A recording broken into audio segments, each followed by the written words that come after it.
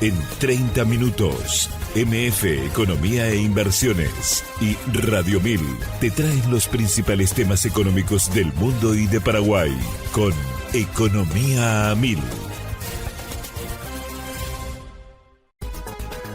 Este podcast es presentado por la Bolsa de Valores de Asunción, promoviendo los valores del mercado. Muy buenos días, bienvenidos a una emisión más aquí de Economía 1000. Muchas gracias por la compañía de todos los días y también, como todos los días, me acompaña la compañerita del juego de palabras que dije, Ada Caballera. ¿Cómo estamos, Ada? ¿Qué tal? Bienvenida. Buen día, Prince. Buen día a la audiencia. ¿Todo bien y vos? Todo en orden, ya listísima para empezar una nueva jornada, una nueva semana. Ya a días de terminar este 12º mes del año 2025 con muchísima información, análisis y por supuesto entrevistados aquí en piso. Y antes de saludarlo, vamos a compartir las principales noticias económicas del día. Adelante, compañero.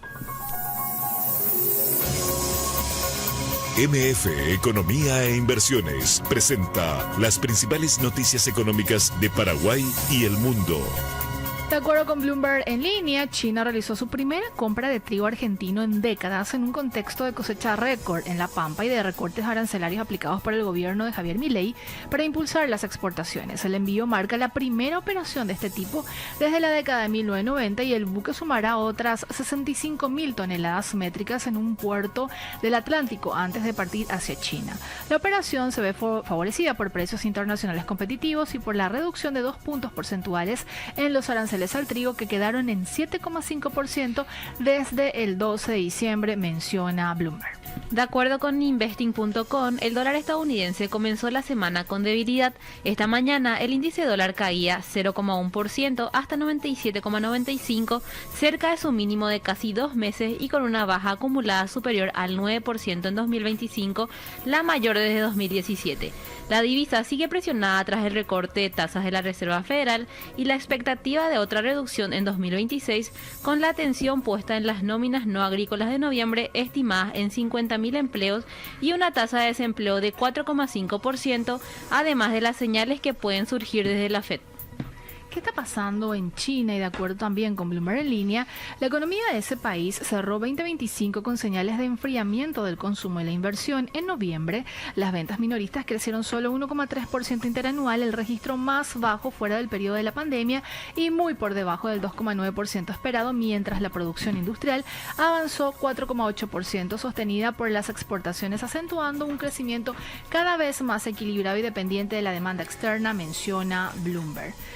Y ya le doy la bienvenida a nuestro invitado de hoy, a quien agradecemos como siempre su presencia. Él es Guillermo Krau, ingeniero electrotécnico y máster en administración de empresas. ¿Cómo estamos, Guillermo? ¿Qué tal? Bienvenido. Gracias por estar con nosotros. Muy bien, muchas gracias por la invitación y saludo a todos los radioescuchas y bueno, creo que ven también al... Así es.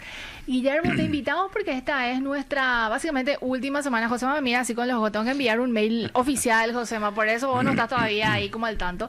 Considerando ya que la próxima semana y la entrada entre vacaciones, entre feriados y bueno, la fiesta. Terminando ya el año. Así es. Muy movido y con un gran crecimiento del consumo, eso sí. Así mismo. Entonces queríamos empezar contigo esta semana porque fuiste y seguirás siendo un actor clave también en todo lo que se habla sobre el sector energético en Paraguay y tus conocimientos, tu experiencia también en el sector terminó siendo muy enriquecedor en cada episodio aquí en Economía Mira, así que por eso también la invitación, Guillermo, y queríamos hacer una suerte de evaluación contigo en ese sentido. Así que vamos a empezar como una suerte de recapitulación de conceptos quizás básicos, pero que la gente muchas veces no logró todavía incorporar y dimensionar, sobre todo de la importancia de seguir trabajando y sobre todo empujando políticas que de alguna manera ayuden a corregir justamente estas complicaciones que se dan en ciertas partes cuando estamos hablando justamente del sector energético. Yo te decía, Guillermo, antes de entrar justamente al programa, que me gustaría arrancar con estos conceptos de los pilares del sector eléctrico energético en Paraguay y hablamos de 4 con el componente que vos mencionabas y me gustaría ir desengranando de a poco también eso. Sí, en principio el sector eléctrico tiene 3 grandes pilares, ¿verdad? Que son la generación, la transmisión, las generaciones son Itaipú, Yacyretá, Caraí, que es lo que tenemos disponible acá, ¿verdad? Las hidroeléctricas que producen. Acá en Paraguay, ¿verdad? Exacto. Pero, desde luego hay varias otras tecnologías en el mundo, ¿verdad?, que se están utilizando en función de los requerimientos y sobre todo los costos, ¿verdad? Ahora hay que decir que ahora hay una conciencia bastante más grande sobre los costos de generación, ¿verdad? Antes era fundamentalmente generar dejando de lado algunas tecnologías más baratas, y ahora hay una tendencia, sobre todo el ejemplo que siempre ponemos es lo que pasa en Alemania, ¿verdad? Que pasaron a tecnologías extremadamente caras, onerosas y difíciles de manejar técnicamente inclusive, Sí. que aumenta más el costo aún, y ahora están revisando todo de vuelta, volviendo a tecnologías que les permitan tener un suministro más de más bajo costo y que todo su sistema industrial pueda ser más competitivo. Bueno, eso en el término generación, ¿verdad? Clarísimo. Después está la transmisión, que es llevar la energía desde los centros de generación. No siempre los centros de generación están cerca del lado cerca del consumo, ¿verdad? Nosotros tenemos las grandes hidroeléctricas sobre el río Paraná, y el gran consumo está acá en la capital del país, alrededores, y bueno, son 300 kilómetros de longitud que hay que llevar, ¿verdad?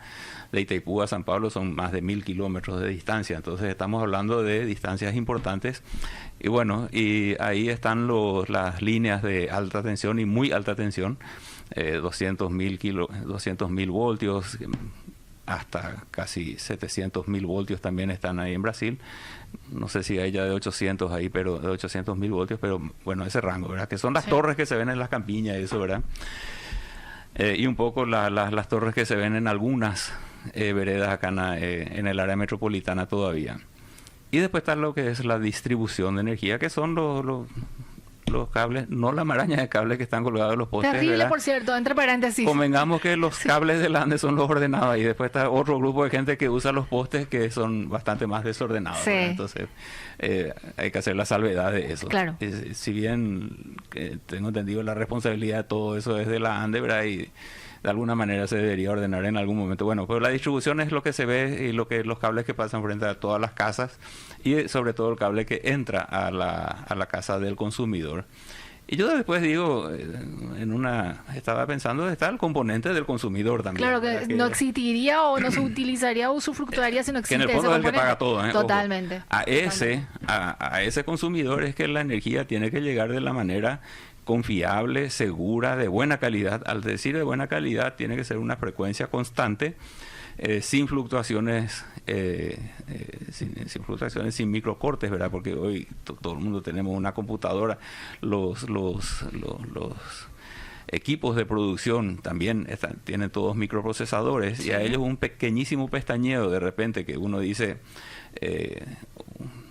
2 milisegundos, que en el fondo no es nada, pero para un equipo electrónico eso es una catástrofe de repente. Así mismo. Bueno, para una industria peor. Claro. Sí. Entonces, a ellos la energía les tiene que llegar a un costo accesible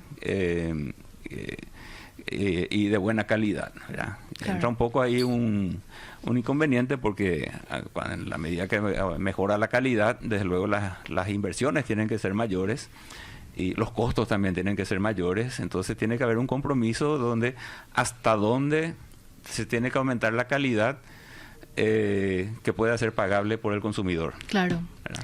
Y ahí está el compromiso. Guillermo, con todos estos conceptos ya incorporados, yo lo voy a tomar obviamente como 4 pilares, me gustaría ir ya desengranando y profundizando sobre todo en los desafíos o en qué estado nos encontramos y qué es lo que hay que hacer, y el nivel de gravedad también, si te parece. Cuando estamos hablando de la generación, sí, estamos como a un límite ya establecido, tenemos como un umbral en el sentido de, obviamente ella está vinculado el consumo, etcétera, etcétera, pero si tuviéramos que ponerle de alguna manera o catalogar la situación actual de la generación de energía, ¿en qué situación estamos, Guillermo? Bueno, me baso en los informes oficiales, ¿verdad? Perdón, entró una sí. llamada acá en la tablet, sí. El los informes del Plan Maestro de Generación de la ANDE, hay dos, ¿verdad? Uno que fue aprobado por decreto y otro que está por resolución dentro de la ANDE, pero me baso en el que está aprobado por decreto todavía. Sí. Donde establece que ya por el año 2030... A la vuelta. Ya a la vuelta de la esquina, ¿verdad? El pico de la demanda estaría llegando a la capacidad de la oferta disponible. Quiere decir que en ese momento no es que vamos a tener un apagón, ¿verdad? Hay que aclarar eso también. Hay que aclarar, ¿verdad? Entonces, se va a apagar todo. No, se va a abastecer hasta ese límite, ¿verdad? Entonces a alguien se le va a tener que decir, baja tu nivel de consumo. Claro. ¿Verdad? Llámese una criptomoneda, llámese un shopping como en el que estamos, ¿verdad? Le decir, apaguen su aire acondicionado. Son las cosas que pueden suceder, ¿verdad? Totalmente. A una industria se le va a decir, apague un compresor, qué sé yo, algo que pueda apagar, o sea, en ese sentido. Pero se va a seguir suministrando al resto hasta esa capacidad. Bueno, eso es lo que está establecido, ¿verdad? Y en ese sentido, sí, si queremos evitar esa situación, algo nuevo se debería construir, ¿verdad? Y en eso sí estamos, a mi modo de ver, atrasados, ¿verdad? Si bien salió ahora, se promulgó finalmente hace unos días la ley 7599, creo que es el número, que habla sobre energías renovables no convencionales, ¿verdad? Entiéndase. La semana pasada. Entienda todo menos hidráulica, ¿verdad? Y puede ser solar, eólica, etcétera. Entiéndase por esa solar, eólica, biomasa, biogás, todo ese tipo de cosas, sí, ¿verdad? Excluye lo que es combustibles fósiles y las hidroeléctricas. Hay que decir también que las hidroeléctricas son, por más pequeñas o eventualmente medianas que puedan ser, son un factor importante, ¿verdad? Que también son la base del suministro y ese es el paradigma que está cambiando. Ahora estuve leyendo unos artículos este fin de semana donde hay una vuelta de tener energía de base garantizada, o sea, donde pueda manejar el operador del sistema y no que dependa de si hay viento, de si si tiene que haber nubes para que funcione el sol, ¿verdad? Las plantas fotovoltaicas. Y después están las otras que son las térmicas, biogás, biomasa y eso, que sí es un combustible diferente, pero en el fondo se genera vapor para mover una turbina de gas que sí también tiene ciertas características de estabilidad en el corto tiempo, ¿verdad? Clarísimo. Las fotovoltaicas y las eólicas son las que tienen una estabilidad muy grande y hay una dificultad enorme de compensar esas variaciones. Entonces, por eso es que están reviendo para evitar que suceda lo que pasó en España, lo que pasó en Chile en algún momento y lo que Brasil cada tanto está ahí tratando de compensar cuando tiene un exceso de generación solar o eólica y va desconectando las otras fuentes de generación y cuando por algún motivo hay un problema y el viento deja de soplar, alguien tiene que compensar eso que se está dejando de producir en algún lado del sistema. Claro. Y esa reposición, sí, y esa reposición es la que primero no es tan inmediata y sobre todo es carísima, ¿verdad? Entonces, el conjunto es el que hay que analizar cuál es el costo, ¿verdad? Bueno, nosotros estamos en esa situación donde dentro de tenemos que tener algo nuevo instalado para en el 2030 o tal vez antes, ¿verdad? Porque inclusive nuestro crecimiento de la demanda está superando el pronóstico que se estableció. Eso también va a ser un capítulo que me gustaría hablar hoy contigo, sí. Nos quedan como 4 años, si es que lo vemos como 4 años según tope, ese informe, ¿verdad? Claro. Y bueno, y fíjate, esto para la audiencia, ya hablamos en algún momento de esto, Prince, pero sí, fíjense que, por ejemplo, entre un proceso licitatorio para adquisición de energía o lo que sea, sí, más obtención del financiamiento, más permisos ambientales, más construcción, y de repente tenemos todo ese proceso dura más del tiempo que tenemos hasta el límite, ¿verdad? Entonces, esa es la parte complicada. Si bien veo que hay más conciencia sobre el tema de consumo, sobre esta situación, ¿verdad? Le escuché hace unos días o semanas, ¿verdad? No me acuerdo cuántos más ya. El ministro de Industria, por ejemplo, ya habla de la necesidad de invertir $1.000 millones anuales en el sector eléctrico. Y habla ya de los plazos, ¿verdad? Pero convengamos que la parte legal y reglamentaria todavía falta mucho, ¿verdad? Mencioné que la ley se promulgó, sí. La ley misma establece que tiene un plazo de 3 meses para la reglamentación de esa misma ley, pero también está la otra ley que habla de las otras clases de energía, de combustibles fósiles y de las hidráulicas, ¿verdad? Que se promulgó el año pasado y se establecía un plazo de 6 meses para reglamentar y todavía no está reglamentada, ¿verdad? Entonces más de no un puede año. Entrar en vigencia todavía esa ley sin reglamentación. Y sobre todo, puede entrar, ¿verdad? Pero ¿quién se va a arriesgar también? Porque las condiciones no están claras, ¿verdad? Entonces, cuando alguien dice, bueno, voy a hacer una central hidroeléctrica en tal lugar y las condiciones de abastecimiento son estas y no están las reglas claras del juego de cómo va a funcionar, ¿verdad? Entonces, ahí es donde está el problema y uno habla con los inversionistas y dice, bueno, arreglen todo esto primero y después yo vengo, ¿verdad? O sea, porque sí hay interés, ¿verdad, Guillermo? Hay mucho interés, ¿verdad? Pero tienen que tener reglas claras. Estamos hablando que solamente en generación la inversión debería andar en el entorno de, ¿verdad? Para un crecimiento de 400 megavatios anuales de consumo, la inversión debería andar entre 700 a 1.000 millones de dólares anuales todos los años, ¿verdad? Entonces estamos hablando de una cifra. Esa es independiente de lo que dijo el ministro de Industria y Comercio. Esos 1.000 millones era solamente en lo que corresponde a transmisión y distribución. Que es otra arista que también hay que acompañar, ¿verdad? Claro. Porque si no se va deteriorando la calidad del consumo, el sistema de transmisión y distribución tiene que prever que cuando algún desperfecto hay en algún componente del sistema, los otros componentes tienen que posibilitar el abastecimiento a todos, ¿verdad? Y eso de repente no sucede.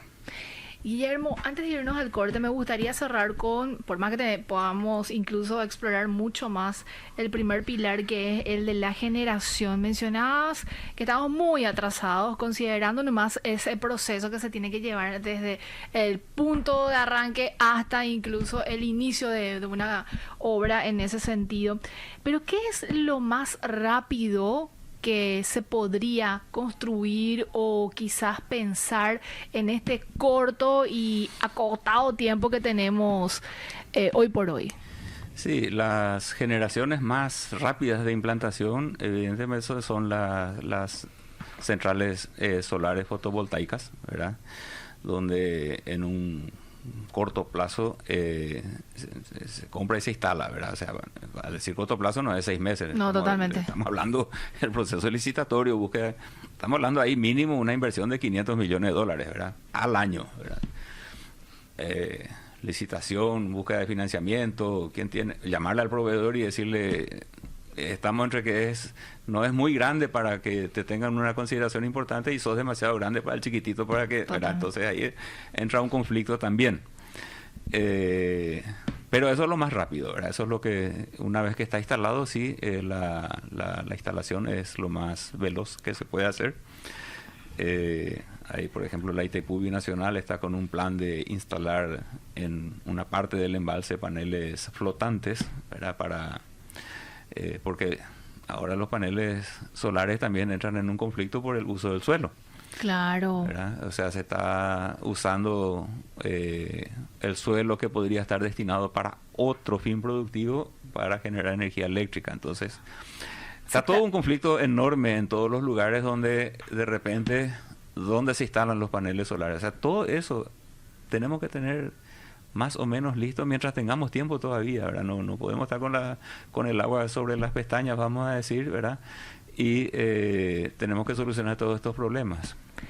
Guillermo, Te quedas con nosotros hasta el final del programa. A la vuelta del corte vamos a seguir ahondando en los otros pilares muy interesantes. Tenemos hasta ahora la necesidad entre 700 y 1.000 millones de dólares solamente en generación de energía de manera anual. Así que, señora, incorpore ese número, ese monto en la cabeza, porque vamos a ir sumando, lamentablemente, pero también vamos a plantear algún tipo de acción, porque siempre a veces hay la crítica de tenemos el problema, pero ¿qué tenemos que hacer? También vamos a plantear eso, Guillermo, ¿te parece? Sí, está bien. Vamos a irnos a nuestra primera pausa y a la vuelta seguimos conversando con Guillermo Crow. Gracias por la compañía. Ada, es momento de compartir la cifra del día que tenemos.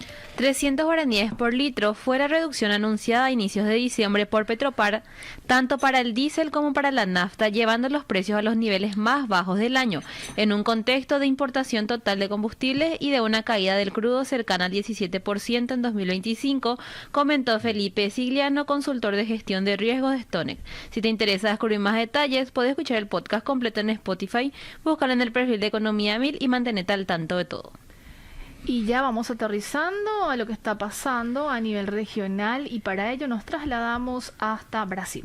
De acuerdo con Portal Globo, los eventos climáticos extremos de 2025, con lluvias intensas y sequías prolongadas, afectaron la agricultura brasileña y retrasaron la siembra de granos. En Goiás, tormentas de granizo obligaron a replantar 230 hectáreas de soja y postergaron la cosecha hasta abril de 2026. La falta de lluvias en septiembre y octubre también demoró los trabajos en algunos estados de Brasil, donde en diciembre la siembra aún no había concluido. El avance alcanzaba 92% del área en Goiás, 69% en Río Grande del Sur y 38% en Maranhão. Y de Brasil nos vamos hasta Argentina porque de acuerdo con Ambito.com, el empleo registrado en Argentina volvió a retroceder en septiembre de 2025. El total de trabajadores formales se ubicó en 12,8 millones, con una baja mensual de 0,1% equivalente a 10,7 mil puestos menos.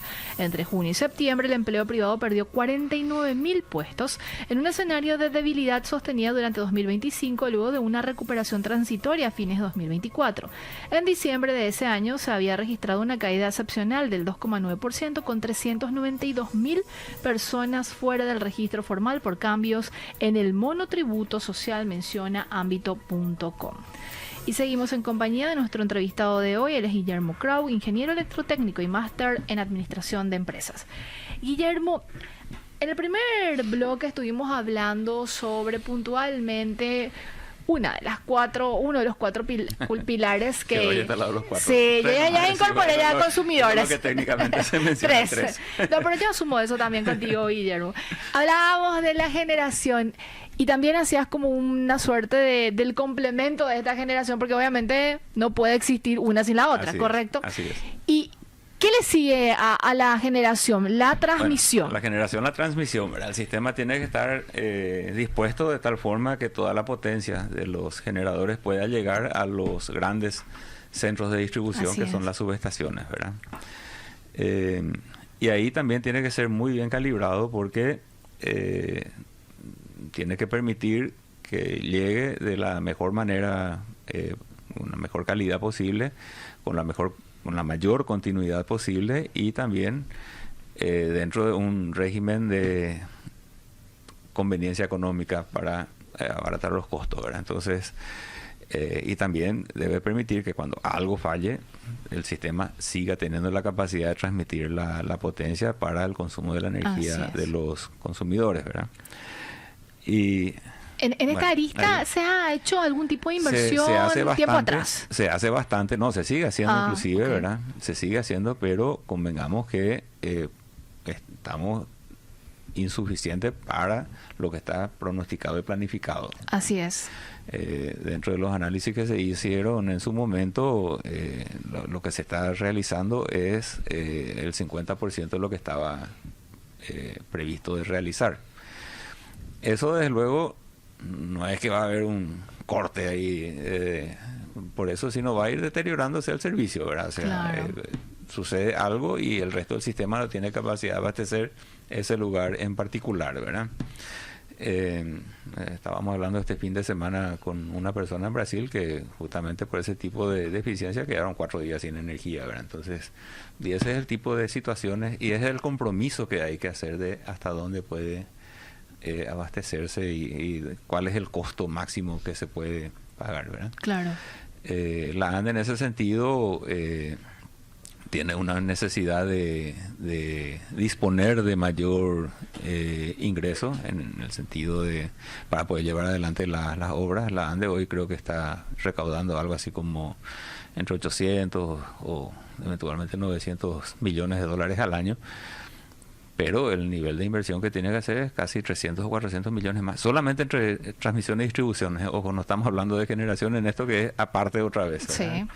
Sí. Como siempre digo, la generación, y felizmente eso también está establecido en estas legislaciones que se aprobaron, casi a cargo del sector privado. La inversión, la administración y el manejo y la manera de operar sí quedaría a cargo del sistema, ¿verdad? O sea, la ANDE o lo que quien sustituya eventualmente en eso, pero la ANDE. Pero sí, la parte de transmisión, eso sí queda a cargo de la ANDE, y ahí por el sí volumen, ¿verdad? Que es un poco más, vamos a decirle, administrable. Como digamos que en muchos países casi todo es privado, ¿verdad? Por ejemplo, hay países en los cuales el cable que pasa frente a la casa es de una empresa y yo consumo la energía de un proveedor y mi vecino consume la energía de otro proveedor. O sea, realmente está muy, muy desagregado todo el sistema. Es complicadísimo de llevar adelante. Yo creo que estamos todavía muy distantes de eso, ¿verdad? Tenemos que ajustar un montón de cosas para llegar, eventualmente, si se resuelve llegar a eso. Y siempre hay problemas también. O sea, me acuerdo en una época, justamente previendo bajar los costos al mínimo todo, California quedó con un problema enorme de suministro hace ya varios años a esta altura, donde los costos se dispararon. ¿Por qué? Porque no se invirtió en su momento, y cuando tuvieron que invertir, los precios fueron astronómicos. Totalmente. ¿Verdad? Cargar al consumidor. Ahí, ¿verdad? Entonces, la solución perfecta, y no, se va haciendo, se plantea esto, después se ve cuál es el problema. Se corrige. La idea es tratar de prever anticipadamente, claro, y corregir lo que venga, ¿verdad? Pero así te digo, o sea, sí, de repente en las líneas de distribución pasa acá mismo, ¿verdad? En la misma línea de transmisión está pasando parte de la energía de Itaipú, parte de la energía de Acaraí, y en algún punto se mezcla también con la energía de Yacyretá, y van todos, ¿verdad? Uh-huh. Entonces, hay contratos y hay empresas, ¿verdad?, que en otros países donde dice, yo solo quiero consumir la energía de Yacyretá, por decir algo. Y me hacen un contrato, ¿cuánto cuesta la energía de Yacyretá? Más todos los costos de transmisión, todo, y yo consumo exclusivamente, en teoría, solamente la energía que salió allá. Claro, hay un problema con Yacyretá y yo me quedo sin energía también. Es cierto, ¿verdad? Es cierto. Bueno, entonces todo ese tipo de cosas. Pro y contra, claro. Claro, en otros países dice, yo solamente quiero consumir energía eólica. Dale, entonces hay alguien que te garantiza que a tu casa solamente va a llegar la energía que se produjo por todos los generadores eólicos del país. Bueno, y así sucede, ¿verdad? Guillermo, con respecto y al lado solamente quiere solamente nuclear, por decir, ¿verdad? Sí, y esa es parte... Y el cable es uno, ese es el mismo cable pasa frente a las dos casas, ¿verdad? Que forma parte, ¿verdad?, de la oferta y la demanda en el mercado, que debería funcionar así, ¿verdad? Sí, estas son cosas que se iniciaron en Europa hace más de 30 años, ¿verdad? O sea, te imaginas cómo viene la mano. Imagino. Guillermo, cuando hablabas de la transmisión y distribución y de esta necesidad de inversión entre 300 y 400 millones de dólares, ¿el plan maestro de la ANDE contempla también esta necesidad de financiamiento? Sí. ¿Hay como una tendencia o estructura prevista? El plan maestro primero establece cuál es la proyección del crecimiento de la demanda y del consumo. Como habíamos hablado, la demanda es lo que es necesario invertir y el consumo es lo que tenés para devolver la inversión realizada, ¿verdad? Bueno, entonces lo que hay que tratar es de maximizar el consumo con llevar adelante la inversión lo menos posible para abastecer esa demanda en particular. Y justamente estábamos hablando, ¿verdad?, que la proyección de la demanda para este año era de 5.071 megavatios, sí, que es lo que está ahí aprobado, ¿verdad? Y ya tuvimos una demanda máxima este año de 5.269, o sea, estamos casi 200 megavatios adicionales a los previstos de crecer. Y cerraríamos incluso mayor. Y probablemente. Puede ser, ¿verdad? Depende de los calores que vengamos hasta fin de año, sí, ¿verdad? Sigue habiendo, sí. Por ahí, ¿verdad? Pero de todas formas estamos en el entorno de 200 megavatios adicionales, ¿verdad? 200 megavatios es a caray. O sea, esa es la es lo adicional que se agregó a lo pronosticado. ¿Producto de qué, Guillermo? Una combinación de factores. Y el país va a crecer 6% según los datos oficiales. Así es. Y así nomás de sencillo es. Explicado directamente por eso. Todos en teoría estamos mejor. Las industrias, los comercios. Sí que de repente alguno que otro puede decir que yo no estoy mejor, ¿verdad? Pero vamos a decir que los grandes números sí. Los grandes números dicen eso, ¿verdad? Y entonces tenés más industrias que se están creando. Estamos hablando de esta fábrica de camarones ahí en el sur, de repente, ¿verdad? Sistema de refrigeración enorme. Esta marca internacional que vino de Brasil para Paraguay. Centros comerciales que están también instalándose, ¿verdad? Quien más, quien menos mejora un poco su estándar de vida. Es cierto. Entonces, y bueno, y esas son las cosas que de repente no nos damos cuenta, pero es lo que está sucediendo, ¿verdad? Amén del tema de criptomoneda y todo también que podemos decir que una parte importante de eso también sea el tema de las criptomonedas. ¿Verdad? Pero asumamos que las que están legalmente tienen garantía, o sea, no deberían de estar incidiendo. Ahora, las ilegales esa es otra historia, ¿verdad? Claro. Bueno, entonces, la previsión sí es aproximadamente esos volúmenes de inversión y estamos, se está haciendo el 50%, tanto en transmisión y distribución se está haciendo algo así como el 50% de lo pronosticado. Eso va a hacer que cada vez la calidad del suministro sea menor. O sea, cuando hay una tormenta, el corte va a durar más tiempo. Claro. A lo mejor sin tormenta también va a haber un corte impensado, ¿verdad? Porque va a haber una sobrecarga en alguno de los componentes del sistema y se va a tener que desconectar ese componente para evitar averías mayores. Y bueno, entonces ahí es donde comienzan los problemas y ahí se va a tener lo que estaba previsto de realizar en función del crecimiento de la demanda y que no se hizo, no es que se puede dejar, se va acumulando para seguir haciendo, ¿verdad? Entonces va a llegar un momento que los niveles de inversión van a ser enormes y se va a tener que, de algún lado se va a tener que financiar todo eso, ¿verdad?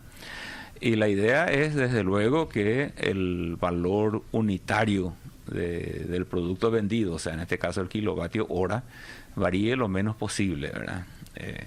Pero justamente en la Unión Industrial y el presidente, específicamente el presidente de la Unión Industrial, está hablando de establecer tarifas de acuerdo con valores económicos, técnicas, de acuerdo con la parte técnica en sí de lo que hay que hacer y con criterios económicos que permitan el retorno de la inversión realizada, ¿verdad? Porque ese es el otro problema. Totalmente. Guillermo, nos queda otro corte, el último, y sobre ese punto también me gustaría un poco profundizar, porque de hecho la ANDE planteó una revisión, un reajuste como semanas o meses atrás, que no sé si entró en vigencia y si va en línea a lo que también manifestaron desde la Unión Industrial Paraguaya. Así que hacemos nuestra última pausa y a la vuelta seguimos conversando con el ingeniero Guillermo Kraut.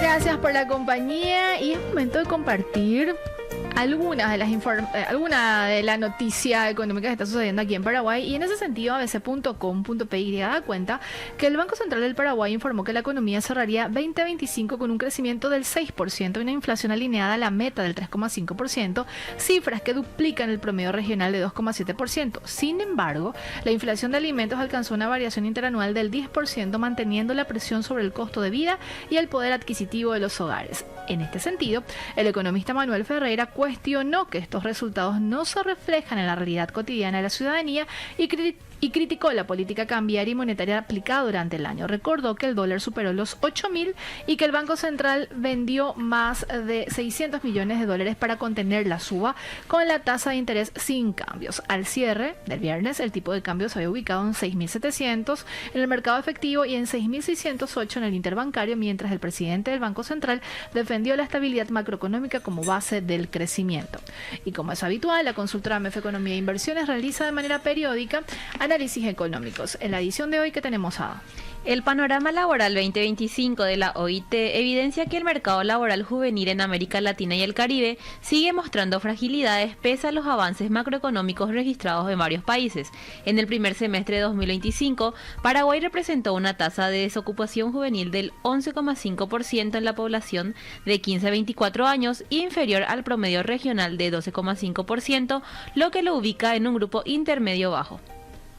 ¿Dónde la gente puede encontrar más información y, bueno, parte también de los análisis que realizamos desde la consultora? Pueden encontrar nuestras redes sociales, Instagram, Facebook, LinkedIn, X, también en nuestro canal de WhatsApp buscando MF Economía e Inversiones y en nuestra página web www.mf.com.py. Seguimos en compañía de Guillermo Kraut, él es ingeniero electrotécnico y máster en administración de empresas. Guillermo, con respecto a, haciendo una suerte de recapitulación, básicamente se necesita una inversión entre 1.200, 1.500 millones de dólares aproximadamente. Esto evidentemente va a variar de acuerdo a cómo se vaya realizando, pero lo cierto es que se necesitan esos recursos y no disponemos de ese dinero. Y todos los años. Y eso es lo que más, todos los años. En 10 años, sí. Ni mencionar. Así Guillermo, ¿cuál es la alternativa que se tiene entonces? Porque se le vende y se vende a Paraguay. Vengan a invertir, aquí hay estabilidad macroeconómica, es cierto, mano de obra disponible, es cierto. Ahora, esa arista de energía limpia y barata es cierto también, pero no se está llegando a lo que de alguna manera se debería acompañar con este crecimiento. Sí, bueno, yo cuando me consultan así digo, es un rubro más de inversión que hay que promocionar. Interesante. ¿Verdad? Claro. Vengan, traigan, hagan maquila de autopartes, esta gente que está haciendo medias, el otro que está haciendo los camarones, el otro que está haciendo, no sé, todos los rubros que están, como es esta gente que está tratando de hacer, y ya está avanzado también creo que el proceso para hacer combustibles de aviación sintéticos, ese tipo de cosas. Bueno, genial. Entonces, dentro de toda esa gama de productos que se pueden fabricar en el país, la inversión en generación de energía eléctrica también. ¿Por qué no? Tenemos 2 leyes, faltan reglamentarlas, claro, desde luego, ¿verdad? Y está trazado también eso, ¿verdad? O sea, tenemos que acelerar, no tanto la última, que apenas tiene, creo que una semana o 10 días, pero la otra sí está hace más de un año, ¿verdad? Y todavía no se reglamentó. Y entonces ver y establecer la manera clara en la que el capital privado nacional e internacional pueda invertir y ofrecer la energía eléctrica adicional a la que se genera, o sea, la que va a hacer falta dentro de 4 o 5 años, para ir complementando y permitir que el país siga creciendo.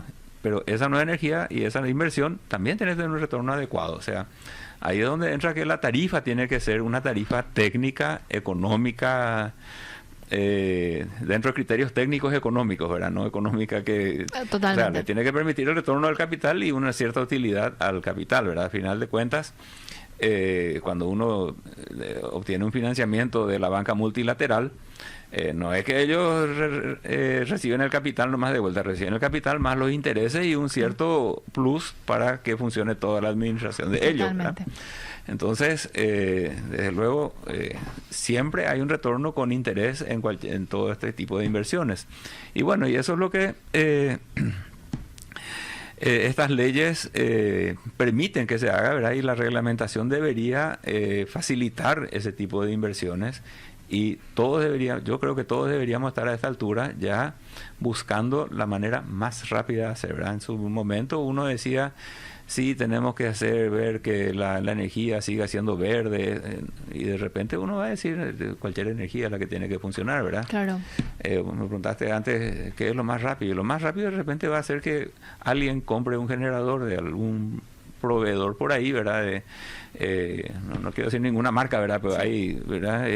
Fábricas de generadores importantes de diésel, y aunque le salga una fortuna, ¿verdad? Para ese pequeño momento que él va a tener que tener el plus adicional entre dejar que su fábrica funcione o pagar más cara la energía eléctrica, y va a pagar más cara la energía eléctrica. ¿verdad? Así nomás va a funcionar esto. Totalmente. Y va a tener que ser una inversión gigantesca. Vamos a tener que importar el generador y vamos a tener que importar más combustible, pudiendo haberlo hecho anticipadamente con instalaciones o eventualmente centrales hidroeléctricas en los ríos internos, que están todos identificados, 22 lugares, ¿verdad? De un montón. Hay muchos más, ¿verdad? Pues están identificados claramente 22 lugares. En el plan maestro de la ANDES se establece que el potencial de suministro solar del Paraguay es casi 10 veces lo que produce Itaipú completo, no lo paraguayo, sino el Itaipú completo es lo que en un año puede producir si todo el sistema. Convengamos que entramos en el problema que había mencionado anteriormente, que si uno basa solamente en solar y eólico, tenemos problemas de calidad de suministro, ¿verdad? Claro. Pero convengamos que el potencial es grande, tenemos un potencial enorme en lo que es hidráulico, en lo que es solar, y no se exploró nada, por ejemplo, de biomasa. Que también tienen. ¿Verdad? Acá se están plantando 300.000 hectáreas de eucaliptos y de repente uno habla, ¿y a quién le van a vender eso? Y el consumidor todavía no está definido, ¿verdad? Guillermo, antes de terminar el programa, tengo entendido también que fuiste designado como parte importante de un congreso, un conversatorio, si pudieras compartir, porque para nosotros, y quiero acá hacer un paréntesis, es un lujo tenerte, sos un referente del sector, así que también queremos compartir esta información. Tuve realmente la confianza, hay que decir, ¿verdad?, de un pedido para un observatorio de energías renovables, ¿verdad?, que va a llevar adelante el Ministerio de Obras Públicas, y la Unión Industrial del Paraguay designó 2 personas para participar, y yo soy el alterno de esa designación, ¿verdad? Entonces, realmente una muestra de confianza muy importante para mí, una satisfacción enorme, ¿verdad? Totalmente, vas a seguir aportando tu conocimiento y experiencia. Esa es la idea, ¿verdad? Esa es la idea. Y es una señal también, imagino, Guillermo, de tratar de construir, ¿verdad? Yo creo que es un poco por, no sé, la coherencia en lo que uno fue diciendo durante tanto tiempo y todo, ¿verdad? A veces comprendido, a veces no tan comprendido, ¿verdad? Pero cuando uno es relativamente figura pública es así nomás luego. Así nomás el asunto, ¿verdad? Así es. Pero son pequeñas satisfacciones que uno recibe para este fin de año. Yo creo un regalo interesante. Muchas felicidades. Gracias. Guillermo, y te comprometo, si es que está dentro de tus posibilidades para el año 2026, seguir empujando también este tema aquí en este espacio que siempre va a ser también tuyo. Hay que seguir, y hay que decir que gracias a estas invitaciones y otros colegas, ¿verdad?, que también mencionan, cada vez más gente está hablando y se está viendo esta necesidad. Estamos de acuerdo, cada vez el tiempo es menor, como estamos diciendo, este crecimiento adicional que está haciendo a lo mejor anticipa el punto en aquel que había mencionado, que la demanda máxima va a igualar la oferta disponible. Ni qué decir si viene una bajante del río Paraná como la que hubo en el 2021, que salió ayer en uno de los periódicos, salió una cosa gravísima que puede suceder eventualmente. Ojalá no suceda, ¿verdad? Toquemos madera eso.